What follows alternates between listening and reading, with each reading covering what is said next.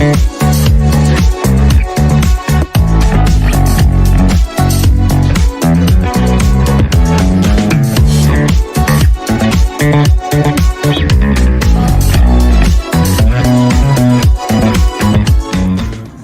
and hello semuanya. Semoga kalian sehat-sehat selalu ya.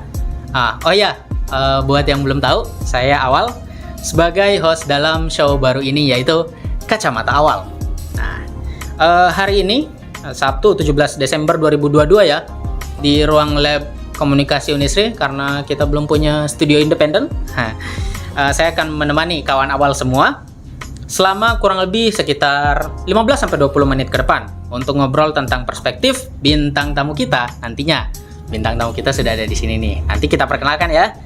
Oke. Tentu saja dalam topik yang menghibur, topik yang gak jelas, sampai topik yang mungkin lebih serius lagi. Oke. Untuk episode perdana kita akan membahas tentang anak muda zaman sekarang nih. Nah, jadi kawan Awal, tema kita hari ini adalah soal pendidikan seksual sejak dini demi menekan angka pergaulan bebas. Nah, kawan Awal, dari tadi Mbak yang di samping ini, bintang tamu kita sudah hadir ya. Nah, sudah kedatangan tamu yang spesial banget pada hari ini. Terima kasih banget sudah mau hadir sebagai tamu tamu perdananya kami. Perdana ya? Iya, episode perdana. Nah, beliau ini Duta Genre Sukoharjo tahun 2021. Nah, Kak Rizky Febri Mardinia. Iya, betul Iya, sekali. benar. Nah, lebih akrabnya dipanggil? Biasanya dipanggil Febri kalau di kampus ya, di luar. Kalau di rumah biasa dipanggil Kiki aja sih. Ah iya. Pilih mana? Tapi biasanya Febri aja sih. Di sini Kak Febri aja ya. Tapi mirip cowok ya kadang namanya ya. Enggak apa-apa. Enggak apa-apa, oke. Febri itu boleh cowok, boleh cewek, aman. Oke. Mungkin kita panggil Kak Feb aja ya. Oke, Kak boleh. Feb, oke. Kak Feb ini masih aktif mengkampanyekan pentingnya menjadi generasi berencana atau genre. Oke, jadi kita bakal ngobrol tentang pencegahan penyakit menular seksual dan penekanan stunting atau penyakit pada bayi yang akan lahir kemudian. Nah, sebelum saya sapa narasumber kita dan kita ngobrol lebih jauh tentang perspektif Kak Feb, kita akan memberi kesempatan dulu kepada teman-teman untuk tanya-tanya dulu di Instagram kita di bawah ini. Oke? Nah, pagi Kak Febri? Pagi. Oke. Apa kabar, sehat? Alhamdulillah sehat sekali. Hari ini agak cerah, cukup cerah sih ya. Cukup cerah ya? Iya, karena semalam hujan. Solo, Sukoharjo, kayaknya Surakarta semuanya hujan. Benar sekali Kak Febri. Jadi cerah sekali. Biasanya kalau habis hujan muncullah pelangi. Iya, gitu. Habis gelap terbitlah terang.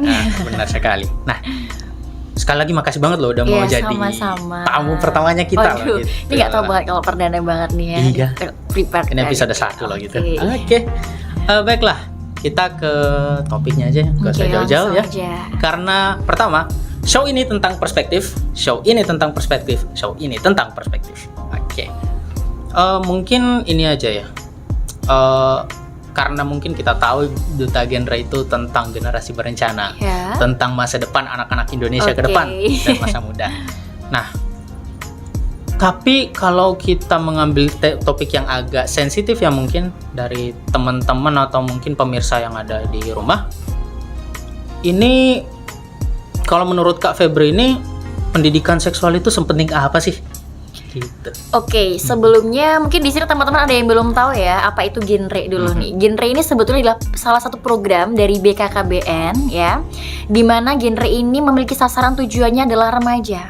Tahu nggak remaja itu usia berapa sampai berapa? Wah, usia berapa aja? Waduh, bisa jadi teman-teman di sini tuh atau yang lagi nonton itu bisa jadi remaja, masih remaja tapi ngakunya dewasa. Nah, sebetulnya remaja ini adalah usia 10 tahun sampai dengan 24 tahun dengan catatan belum menikah. 10 sampai 24 tahun. Iya, dengan catatan belum menikah. Berarti saya masih remaja dong. Oh iya. Wih, masih muda. Gitu. Ya, mungkin teman-teman juga sama. Nah, jadi genre ini hadir memang untuk mempersiapkan generasi remaja ini, remaja-remaja yang sudah disebutkan tadi usianya, untuk mempersiapkan diri mulai dari jenjang karir, bagaimana membentuk keluarga yang kedepannya berkualitas dan bahagia seperti itu. Dan salah satu substansi genre sendiri memang ada yang namanya pencegahan seks ya, seks bebas, no free sex intinya seperti itu. Sebelum itu kita salam genre dulu deh. Salam Boleh genre nggak itu nih? bagaimana? Salam genre seperti ini. Gini ya. Iya. Kalau misalnya nanti saya bilang salam genre, nanti Mas Awal bisa jawab salam gini. Oke. Oke? Salam. Ya, teman-teman mungkin yang lagi nonton juga bisa ya Boleh, ngikutin boleh. ya. Kita coba dulu. Oke. Salam genre. Salam. Nah, jadi gitu. Gitu ya? Artinya apa sih seperti ini? Nah, ini tuh ada maknanya sebetulnya. Ini tuh 0. Ini adalah triad KRR, 3 ancaman dasar kekerasan seksual, 3 ancaman dasar kesehatan reproduksi remaja, ya. Salah satunya adalah free sex, seperti itu. Terus juga ada nikah muda, Nikah ya. muda. Dalam artian nikah ketika di usia anak. Lalu yang terakhir ada yang namanya nafsa nih. Nabza. Bahaya Wah, nafza. iya. Nah, itu teman. Jadi diusahakan ketiga hal tadi adalah 0, tidak dilakukan, Tidak 0 dilakukan. gitu. Jadi ketiga ini 0. Tidak Oke. dilakukan sama sekali. Itu Iya, dari salam genre. Nah, berbicara tentang pendidikan seks sendiri ya. Yap. Kalau tanya seberapa penting, menurut saya sendiri sebagai duta genre itu sangat-sangat penting. Kalau ditanya range-nya kira-kira berapa? 1 sampai 10 misalnya. Wah, itu sangat-sangat tinggi. Bisa mencapai hampir 9. Mendekati 9 ya? Iya, betul. Oke. Kenapa? Karena sangat penting. Itu adalah awal mula seseorang atau individu itu sadar untuk menjaga dirinya sendiri. Supaya tidak melecehkan dan tidak dilecehkan. Seperti itu. Poinnya adalah tidak melecehkan dan tidak Tidak dilecehkan. dilecehkan ketika kita tahu, ketika kita belajar tentang pendidikan seksual. Seperti itu. Oke. Kalau dari poin pentingnya tadi itu tidak melecehkan dan tidak dilecehkan. Iya, betul. Sangat ini ya, sangat morally correct gitu lah. Iya. Iya. Benar. Nah, kemudian kita kembali lagi nih. Tadi ada singgungan soal umur remaja 10 sampai 24 tahun ya. Iya. Oke. Menurut BKKBN Menurut ya. BKKBN. Iya. Nah, tapi kalau menurut Kak Feb sendiri nih, nah, Gimana? pendidikan seksual itu bagusnya diajarkannya itu di umur berapa gitu? Oke. Mungkin range-nya atau umur tepatnya gitu. Sebetulnya mungkin di sini sebelumnya banyak orang yang menganggap tabu tentang seksual ya. Bener. Karena ketika kita mengajarkan ke anak kita tuh kayak, "Mah, ini namanya apa?" Iya. misal gitu. Jangan, itu nggak pantas untuk Iya. dibahas. Padahal itu sebetulnya penting. Ketika anak sudah berusia 1 tahun, 1 sampai 3 tahun itu sudah sewajarnya kita perkenalkan tentang pendidikan seksual. Oh, dari 1 sampai 3 tahun malah. Iya. Kan gini nih, mungkin orang tua yang di rumah ya teman-teman, atau mungkin melihat orang tuanya yang punya adik gitu ya, yang punya anak, dia tuh mandiin anaknya, Yap, atau benar. mungkin mandi sama anaknya kan masih Iya. fine-fine aja ya gitu. Iya. Itu bisa melakukan pendidikan seksual ketika anak mulai berusia 1 tahun. Sejak cara, mandi? Iya, dengan cara apa? Itu contohnya aja pas mandi gitu iya, kan, sambil mandiin sebetulnya gitu. Contohnya adalah ketika anak berusia 1 tahun, kita harus tahu mulai dari usianya. Anak itu ketika mulai berusia 1 tahun, dia itu akan menangkap atau stimulus-stimulus dari luar lingkungan tuh lebih cepat. Iya. Benar. Contohnya gampang banget nih, ketika ada orang tuanya tuh kayak mohon maaf nih berkata kasar di depan anaknya yang masih kecil, Iya. dia akan menirukan tanpa tahu makna artinya apa. Lebih pintar dalam meniru ya, Iya. yang namanya anak-anak ya. Iya, Benar. copying lah intinya kan seperti itu. Nah, jadi ketika masih kecil itu otak tuh akan menangkap dengan mudah, menangkap dengan mudah anak-anak. Maka dari itu ketika sudah mulai masuk usia 1 tahun bisa diberikan pendidikan seksual dengan cara yang pertama nih ya. Dasar dulu aja nih untuk anak-anak. Ya. 1 tahun kan nggak mungkin kata-kata jangan ini nanti bisa hamil, bisa ini, nggak mungkin. Kadang kan? bicara aja belum ya. Iya, Iya. masih gini aja, diajarin pelan-pelan. Oh, kita harus memberikan nama yang sesuai dengan anggota-anggota tubuh tersebut. Ini namanya payudara, ini namanya vagina, ini namanya penis. Kita tidak boleh menyikat itu dengan burung atau apa dan sebagainya. Iya. Karena apa? Suatu ketika dia dewasa berhadapan dengan nama yang sesuai, langsung dia akan merasa menganggap lucu kayak apa sih gitu. Kita pernah mungkin ya kalau misalnya teman-teman ini namanya itu penis, ketika digambarkan penis, presentasi penis juga ketawa kayak haha. Iya, benar. Menganggap hal lucu, padahal ya emang itu namanya itu. Benar. Kalau dari kecil kita udah disinggung beda, ini namanya burung, ini nah kan beda ceritanya. Iya. Gitu. Lanjut ke usia 4 sampai 5 tahun. kita pelan-pelan kasih tahu nih anggota tubuh mana aja sih yang kira-kira boleh dipegang, dipegang sama orang yang dekat dengan kita, Dekat. orang tua saja, ibu. Oh misal ibu boleh megang ini payudara sama vaginanya adik, tapi selain mama atau ibu nggak boleh. Nggak boleh. Misalnya seperti itu. Iya. Kalau ada orang yang megang bibir mau nyium, terus pantat, langsung teriak, minta pertolongan. Minta tolong. Lah itu contoh kecilnya. Naik lagi nanti ke SMP, kita kan udah ada IPA tuh ya, Iya. belajar IPA tuh. Iya. Reproduksinya seperti apa? Iya, benar. Lanjut ke SMP dan seterusnya gitu. Berarti benar-benar sejak dini banget. Iya. Sejak dini banget. Nah, teman-teman bisa kita lihat nih, yang namanya pendidikan seksual itu nggak melulu soal hubungan seks itu aja langsung. Iya. Harus dari kecil. Biar ya anak-anak kita atau anak-anak teman-teman nanti tidak melecehkan dan tidak dilecehkan. Lebih Gitu. menghargai diri sendiri. Benar. Aku punya tubuh ini, nggak boleh sembarangan orang megang aku, dan aku tidak boleh sembarangan megang bagian tubuh orang lain. Oh iya. Sadarlah, aware gitu. Membangun kesadaran sejak dini. Betul. Oke. Sebagai duta genre, apa ya? Kekurangan terbesarnya Indonesia itu dalam pendidikan seksual itu. Mungkin tadi udah ada spoiler-spoiler Oke. nih, kayak dari kecil dianggap jorok Oke, atau apalah itu ya. iya. Benar. Ya sebetulnya sama sih, mindset orang tua tuh tidak semuanya tuh sadar dengan pendidikan seksual. Benar. Ketika anak tanya, mah ini nih mah gini gitu kan, kamu nggak boleh cerita kayak gitu, nggak boleh tanya kayak gitu. Itu tuh masih hal yang nggak baik dibicarakan. Misalnya kalau tanya tentang seks gitu ya. Iya. Padahal itu penting gitu.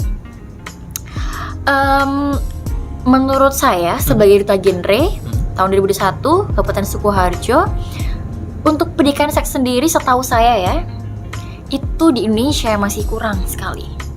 Karena tadi terbatas oleh mindset orang tua yang mana masih menganggap hal itu tabu. Nggak cuma orang tua, mungkin yang seperti kita remaja itu pun masih menganggap itu tabu untuk Benar. diajarkan ke adik-adik kita. Benar. Kan seperti itu. Sering ditemui. Dan saya sendiri mengharapkan adanya kurikulum yang memasukkan pendidikan seksual ini ke jenjang pendidikan, mungkin mulai dari TK, SD, SMP, SMA. Kalau SMP, SMA kan kita juga sebetulnya belajar pendidikan seks Benar. Benar. tentang reproduksi, menjaga organ reproduksi kita, Iya. lalu juga mengenali masa pubertas seperti apa itu. Tapi benar. kalau ketika SD, bahkan usia-usia seperti itu malah yang sering banyak sekali terkena, atau anak-anak di usia TK sampai SD itu yang menjadi banyak korban ya. pelecehan seksual, kekerasan seksual, pelecehan seksual begitu. Jadi berharapnya bisa dimasukkan kurikulum, ke dalam kurikulum sih seperti itu. Oh iya. Karena tidak semua sekolah kan Iya benar. gitu. Benar.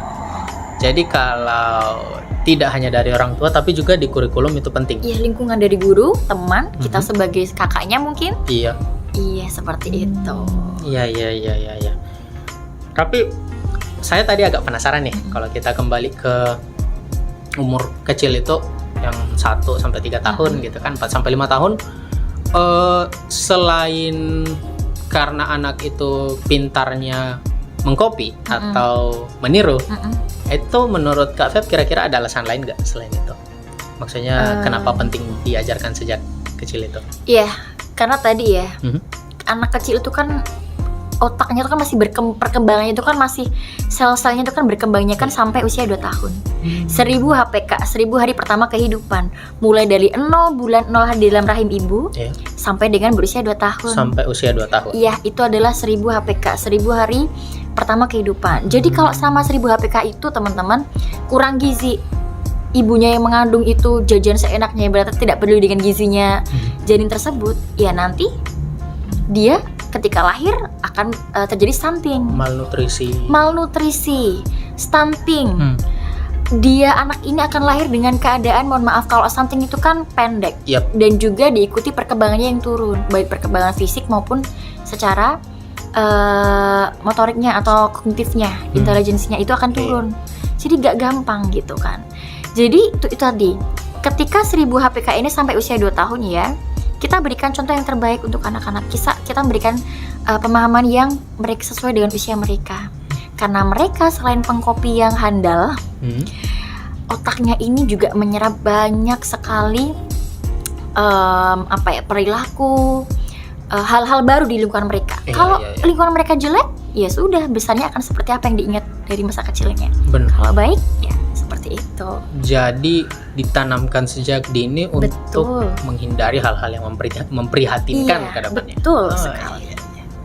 Ya, mungkin kalau dari saya sendiri udah bisa melihat perspektifnya Kak Feb ini kemana gitu kalau soal pendidikan seksual tentang melindungi masa depan Indonesia. Jelas ya? Betul. Sangat jelas. Nah, kemudian apa ya? Bentar. Ini ada Gimana? pertanyaan nih Oh, udah dari langsung teman-teman. masuk. Oke, Kawan boleh. awal di internet sana. Di internet sana ya. Ya. Kawan-kawan awal udah ada yang bertanya nih. Oh ya, tadi saya sudah menyebut kawan awal ya tanpa tahu betul. Kawan awal itu pemirsanya ini kacamata awal gitu. Oke. Iya. Jadi ini ya pertanyaan netizen mungkin. Nah, salah satunya itu dari @Rafli keren banget, gak bohong. Iya nih. Oke. Ada gak bohongnya gitu. Oke, yang pertama itu meminta opini Kak Feb ya, meminta perspektif juga karena show ini tentang perspektif. Bagaimana pandangannya Kak Feb ini soal penyakit menular seksual itu sendiri gitu? Mungkin perspektif secara luasnya atau mungkin bisa lebih spesifik gitu. Oke. Iya, Untuk penyakit menular seksual itu kan banyak sekali ya. benar. Ada banyak sekali, gonorrea, rabies, sifilis dan lain sebagainya, banyak sekali ya. HIV/AIDS itu juga termasuk salah satu caranya dengan hubungan seksual yang terlarang sebelum menikah dan tidak pakai Tidak aman. Nah, seperti itu. Untuk IMS, infeksi menular seksual ini penyakitnya itu kan bisa menyerang anak-anak. Benar. Ternyata Bisa bisa ya? Bisa. Kalau anak-anak menjadi korban dari pemerkosaan, pelecehan seksual, Kasihan ya masa depannya ya.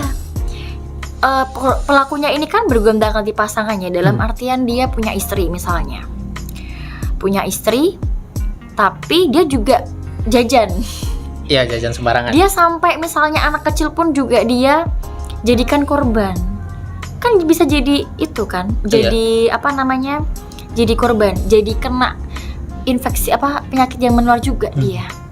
Dan itu kan sangat-sangat memprihatinkan sekali. Bener. Sebetulnya seperti itu. Bener.